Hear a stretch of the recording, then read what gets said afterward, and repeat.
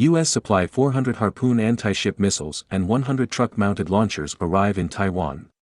Taiwan is arming itself to beat a Chinese invasion.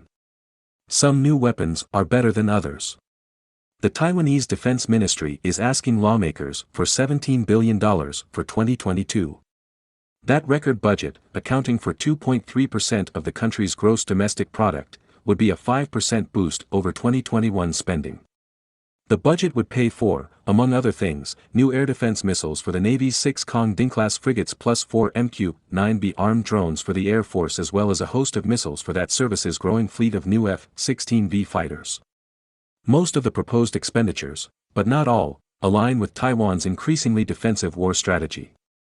Where once the 24 million-person island democracy boasted more and better ships, planes, and tanks than its much more populous enemy, today China with its 1.4 billion people has a quantitative and, increasingly, qualitative military advantage over Taiwan. So Taipei increasingly is leaning on the natural advantage any defender has against an attacker. Unifying Taiwan with China is the central tenet of the Chinese Communist Party's foreign policy.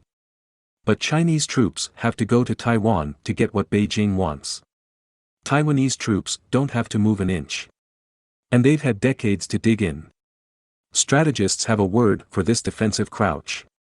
It's the porcupine approach to warfare.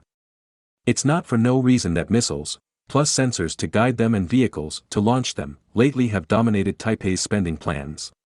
In recent years, Taiwanese officials have initiated large-scale purchases of new anti-ship, land attack and anti-air missiles. The porcupine spines. Many hundreds of them. The idea is to lob so many missiles at an incoming Chinese invasion force that the munitions overwhelm the invaders' defenses. The goal is to sink half of the potentially hundreds of large ships carrying Chinese troops toward Taiwan's ports and beaches.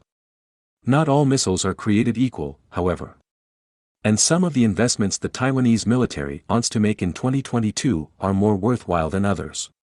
The 4 US-made MQ-9s make a lot of sense. The 2022 budget proposal hints that Taiwan might buy the armed variant of General Atomics' propeller-driven Sea Guardian drone, which in essence is a tougher, farther-flying version of the company's basic Reaper.